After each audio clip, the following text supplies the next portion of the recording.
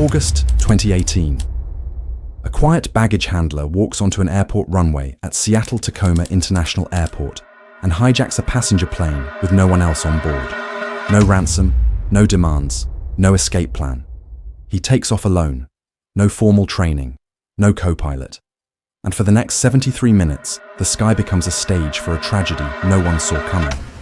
How did an ordinary airport worker pull off one of the strangest aviation incidents in US history? How does a man with zero flight experience steal a commercial aircraft, fly it like a professional, perform aerobatic maneuvers that shock seasoned pilots, and leave behind a mystery that investigators are still trying to explain? This is the story of Richard Beebo Russell, and what happened on that summer evening will challenge everything you think you know about airport security, mental health, and the masks we wear. Richard Brian Russell was 28 years old when this happened. He worked as a ground service agent for Horizon Air at SeaTac Airport, the 9th busiest airport in the United States. His co-workers knew him as friendly, goofy, reliable, one of the hardest workers on the team. He was the kind of guy who hosted alcohol-free gatherings, led a Christian youth ministry, and made people laugh with his self-deprecating humor. He grew up in Wasilla, Alaska, after being born in Key West, Florida, to a military family. In high school, he was a three-sport athlete: football, wrestling, track and field. He met his wife Hannah at a Christian campus event in Oregon, and together they ran a small artisan bakery before selling it in 2014 and moving to Sumner, Washington, closer to her family. He had just graduated cum laude from Washington State University in December 2017 with a degree in social sciences. He was exploring options in management, law enforcement, maybe the military. No criminal record, no extremist ties, no history of violence. A faithful husband, a loving son, a good friend. The last type of person anyone would expect to do what he did. SeaTac Airport is a fortress of security. After 9/11, every layer of protection was reinforced. Passengers are screened, scanned, monitored. But ground crew members, people like Richard, they have access. They move freely across the tarmac. They enter aircraft. They tow planes. They start auxiliary power units. It's their job. The Bombardier Q400 turboprop is not a simple machine. It's a 76-seat commercial aircraft designed for trained, licensed pilots. Complex systems, delicate controls. Years of training required to fly one safely. No one imagines a baggage handler would try to fly one. And yet, this story matters because it exposed vulnerabilities no one wanted to admit existed. It showed how someone can quietly struggle while smiling on the outside, convincing everyone around them that everything is fine, and it became one of the most haunting aviation events in modern history. Richard had begun studying aircraft, secretly. Co-workers later recalled that he would sit in cockpits during downtime, flipping switches, asking questions. In 2017, a SkyWest pilot spotted him in an Embraer 175 cockpit, curious about the procedures. He was always asking, always watching. He paid close attention when pilots moved through their routines. He searched for flight tutorials. He played flight simulation games, immersing himself in the mechanics of takeoff, navigation, landing. To everyone around him, he was just curious, harmless, maybe a little eccentric, but harmless. But curiosity soon becomes preparation, and preparation becomes a plan. The preparation. Richard Russell's job gave him something most people never have: unrestricted access to commercial aircraft. As a ground service agent, he learned how to tow the Q400 using a pushback tug. He understood how to remove wheel chocks, the blocks that keep a parked plane stationary. He knew how to power up the aircraft systems, how to start the auxiliary power unit, how to release the brakes. These were all part of his legitimate duties. But somewhere along the way, Richard went further. He studied the throttle controls. He learned about pitch and yaw, about how to balance power between the turboprop engines. He absorbed everything he could from flight simulator games, the kind of software that replicates real cockpit environments with startling accuracy. His Pinterest account, discovered later, showed posts from July 2018. Memes about inescapable pain, quotes about feeling trapped, subtle cries for help that no one noticed. He began talking more about meaning in life, about purpose, about feeling stuck. He complained to friends about the wages, $15 an hour in one of the most expensive cities in America. He joked in a university video project about lifting bags. Like, a lot of bags. It seemed funny at the time. Looking back, it feels different. In text messages to his wife during the incident, he would later say she deserved better. He mentioned minimum wage. Maybe that will grease some gears a little bit with the higher-ups. But no one realized he was rehearsing for something impossible. The theft, August 10th, 2018, a Friday evening. Richard Russell clocked in for his shift around 2:30 in the afternoon. Nothing unusual. He worked through the day, moving bags, towing planes, doing his job. The summer sun hung low over the Pacific Northwest, casting long shadows across the tarmac. Around 7:15 p.m. Pacific Daylight Time, Richard made his move. Wearing his high-visibility vest, he used a pushback tug to reposition a Bombardier Q400, registration number November 449 Quebec X-ray. He removed the wheel chocks. He climbed inside, alone. The cockpit door had no lock. Parked aircraft rarely do. He sat in the pilot's seat, surrounded by instruments, switches, displays. For a moment, the world held its breath. Then he started the engines. The turboprops roared to life, their distinctive whine cutting through the evening air. The plane jerked forward. Nearby pilots heard the sound and reported the anomaly, but SeaTac Tower got no response to their hails. An unfamiliar voice, an unauthorized movement. At 7:32 p.m., the Q400 accelerated down runway 16 Charlie. Wheels smoking from the speed and weight, the nose lifted, the ground fell away. A single man, with no formal flight training, had just stolen a commercial airliner. The turboprops roar to life. The plane jerks forward, and a single man takes off into the Washington sky. The moment he lifted off, the entire airport froze.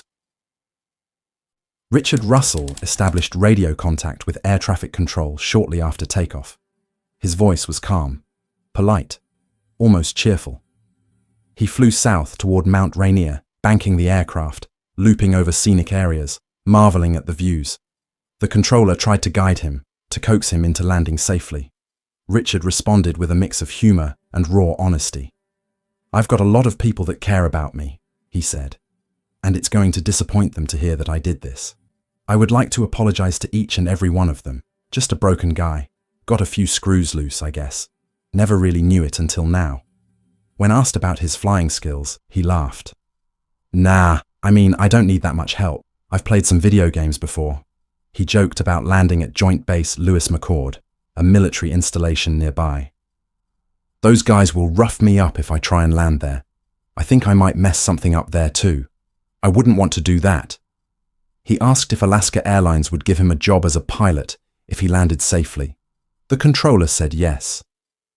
Richard quipped, "Nah, I'm a white guy," deflecting with self-deprecating humor even in crisis. He emphasized repeatedly that he didn't want to hurt anyone. "I told you, I don't want to hurt no one. I just want you to whisper sweet nothings in my ear." At 8:08 p.m., two F-15 Charlie Eagle fighter jets scrambled from the Oregon Air National Guard base in Portland. They reached supersonic speeds, causing sonic booms that rattled windows across the region. A KC-135R tanker supported them. Flights at SeaTac halted temporarily. By 8:15, the F-15s intercepted the Q400 over Puget Sound. They didn't fire. They guided him away from populated areas, shadowing his every move. And then Richard did something that shocked everyone listening. Around 8:30 p.m., he performed a barrel roll, a complete 360-degree rotation along the aircraft's longitudinal axis. Aviation experts later called it pretty well executed. A maneuver that requires precision, spatial awareness, and nerves of steel. No beginner should be able to do this.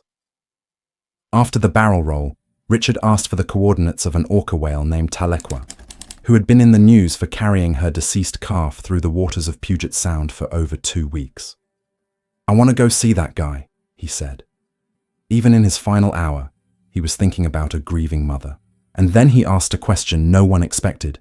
"Do you think I could land this thing, or would that just be another disaster?" The fuel gauge was dropping. Richard reported engine issues. The plane was becoming harder to control. He mentioned wanting to try the barrel roll again, his voice tinged with something between exhilaration and resignation. The air traffic controller stayed with him, gentle, patient, trying to guide him to safety. "All right, Rich, this is Captain Bill," a pilot interjected at one point. "I've got good news and bad news. The good news is you're not in trouble. The bad news is we really need you on the ground safely." But Richard knew how this would end. "I don't know, man," he said. "I don't want to. I was kind of hoping that was going to be it." You know, the F-15 pilots continued to tail him, watching, waiting, hoping he would change his mind. But the Q-400 began to descend, sharply, nose down. At 8:43 p.m., Richard Russell crashed the aircraft into Ketron Island, a sparsely populated area in Puget Sound. The impact was catastrophic. The plane disintegrated on contact, igniting a 2-acre fire in the dense brush. Flames lit up the darkening sky. No one else was harmed. The 76 seats were empty. The island's few residents were untouched. Richard Russell was the sole fatality. The world had questions, and almost none had answers. The FBI took over the investigation immediately. Within hours, they ruled out terrorism. No manifesto, no ideology, no political motive, no broader plot. On November 9, 2018, the FBI concluded that Richard Russell acted alone. The crash was intentional. His death was by suicide. Despite interviews with family, friends, and co-workers, despite analyzing hundreds of text messages and reviewing the cockpit voice recorder, despite 500 pages of documents released in 2022, no single motive was ever confirmed. The National Transportation Safety Board recovered the flight data recorder. It confirmed everything: the barrel roll, the loops, the precision maneuvers. His flight performance shocked real pilots. Experts couldn't understand how someone with no formal training could execute such complex aerobatics.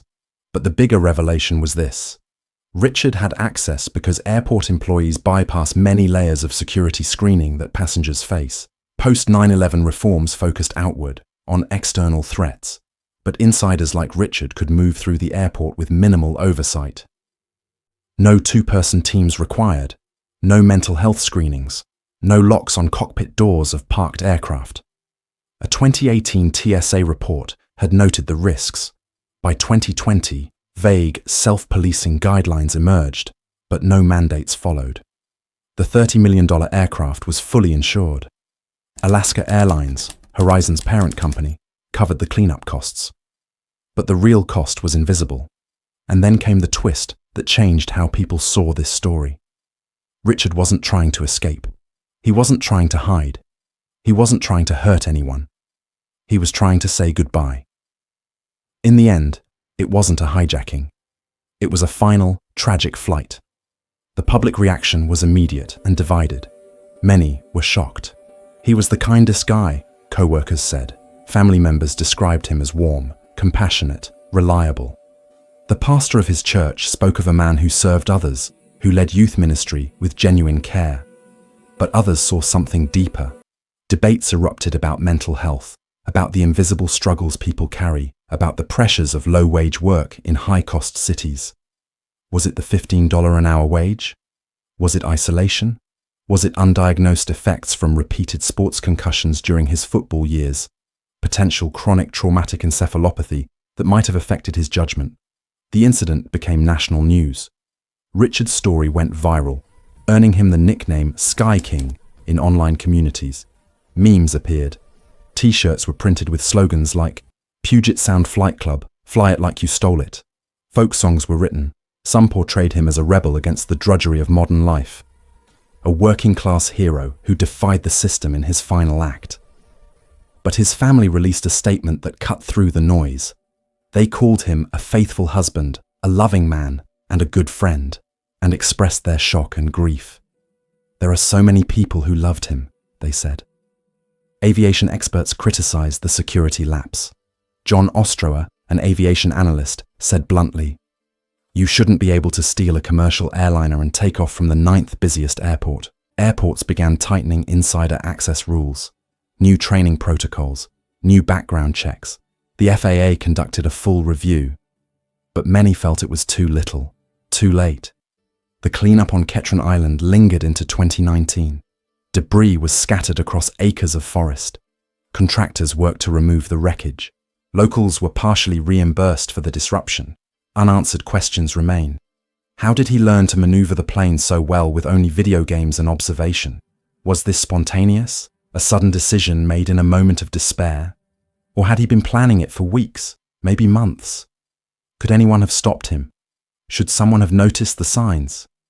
And perhaps the most haunting question: how many others are out there, smiling at work, helping others, seeming fine while silently falling apart? Richard Russell's story doesn't end with answers. It ends with a reminder. He was a man who loved his wife, who baked bread, who led Bible studies, who made his co-workers laugh. He was also a man who felt broken, who struggled with feelings he never fully expressed, who saw no way forward except up into the sky for one final, impossible flight. In his last moments on the radio, he apologized. He thanked the controller for being kind to him. He said he didn't want to hurt anyone. And then he was gone. Some people remember him as Sky King, a folk hero, a symbol of rebellion. Others remember him as a cautionary tale, a reminder of what happens when mental health support fails, when wages stagnate, when isolation grows. His family remembers him as Beebo, the goofy, compassionate man they loved. All of these things can be true at once. Aviation security changed because of him, though not as much as it should have. Conversations about mental health in high-stress, low-wage jobs became more urgent. And for 73 minutes on a summer evening in 2018, the world watched as an ordinary man did something extraordinary and paid for it with his life. This wasn't just a security failure. It was a cry hidden behind a smile. And on that final flight, the world learned how invisible someone's pain can be. Some stories end with answers. This one ends with a reminder: check on the people who seem okay. Ask the hard questions. Listen when someone says they're struggling, even if they're laughing while they say it. Because sometimes, the people who seem the happiest are the ones who need help the most. Richard Beebo Russell, August 10th, 2018. Gone but not forgotten.